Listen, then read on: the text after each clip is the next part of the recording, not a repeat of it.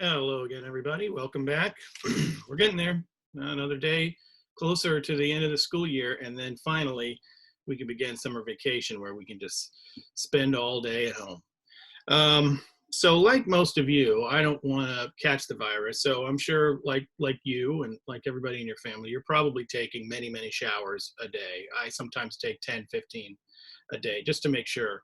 And as I do this, there's a lot of things you notice in the shower. When you spend that much time in the shower, things that you previously hadn't really recognized, you tend to actually start to think about. So I made a brief list here of observations that I had, and I want to know if maybe it's something that you've experienced too, because we always like to know that we're not alone in our observations.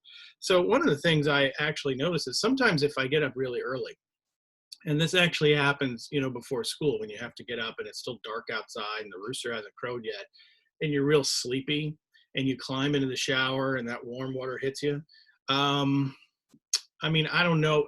Maybe this is just me, but I've actually fallen asleep in the shower. Have you? Have any of you done that? I mean, it seems impossible, doesn't it? Because we're not like horses, which was a different video actually.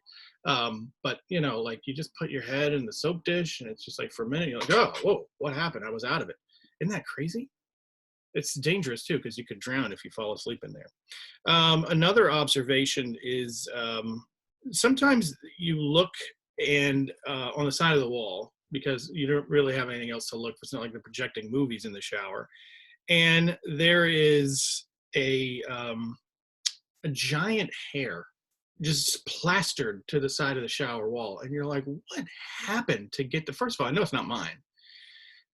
Second of all, how powerful is the shower to blow your hair off of your head into the wall, and now it is somehow adhered to the wall, and you look at that and you think like, what is that? Whose hair is that?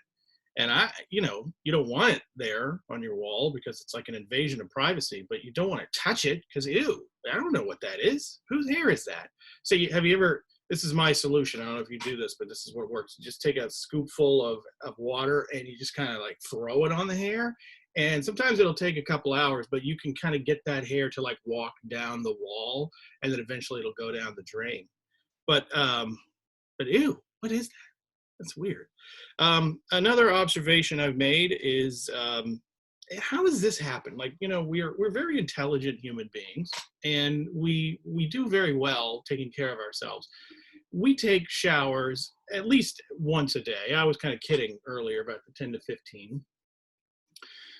But sometimes you get in the shower, and I've probably taken, I don't know, let me do the math real quick, probably over 2 million showers.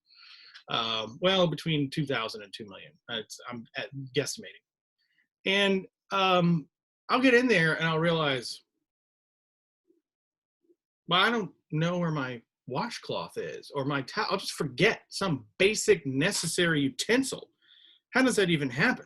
Sometimes you get out of the shower and you're like, whoa, I forgot to rinse my hair of the shampoo. One time I got out of the shower and I'd forgotten to like clean myself at all. How does that happen? What is going on in our brains? What kind of snag are we hitting? But anyway, maybe that's just me again. Let's see. So another one is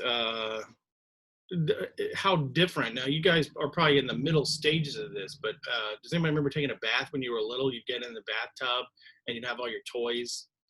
And it was like the bathtub when you were a kid was like Lake Erie. It was so huge. I mean, I remember just like sliding down the back of the tub like I was in a water slide, jumping up and down, doing cartwheels, all kind of stuff in there. And now that I'm an adult, I can barely fit in the thing. I'm like William Howard Taft. It's like, what is it? Does this thing shrink? And it's not just because of Wendy's. It just is because of size. It's crazy how things get smaller as you get older. Isn't that weird? Two more observations. One is that I don't know if you hate this as much as I do. Dead of winter, you get in your shower, nice and warm, cozy. You open the curtain, you get out, and immediately it's 0 degrees, and you are freezing. You're in the shower, and you're like, oh, I'll never be cold again. And as soon as you walk out, there are icicles hanging off of your ears. And then the last observation is this: things that you dropped in the bathtub I don't know if it's like because it's an echo chamber or because of what's made out of or whatever the case is, but it does, things react differently in the shower. If you drop the bar of soap, for example, or a bottle of shampoo, it sounds like the Hindenburg crashing to earth. If you dropped it outside in your living room, it's like, oh, drop the soap. Oh, big deal. But in the bathtub, it's like, it's like the whole thing is coming unglued. A towel. Have you ever dropped a towel? A towel weighs like maybe a couple of pounds. You drop it in the shower, or worse, the bathtub. You get a bath full of water, and you lift the thing up, and you're like, you will have a stroke trying to lift this thing up because it's so heavy. Towels must soak up all of the water in the universe. And that's a great invention, because who invented the towel? We don't even credit that person, whoever that is, man, woman, whoever it was that invented the towel. I want to send a shout out to you. We have special days for a lot of people, and they deserve them. But that person deserves credit too, because those things work really, really well. Speaking of working really, really well, I hope you are doing the same with your Greek myths and American folktales. We're getting a little closer to the end of the year, so hang in there. Keep doing your work. Keep letting me know if you have any questions. I'm happy to work with anybody on anything. And as always, be sure to stay negative. All right, I'll catch you tomorrow.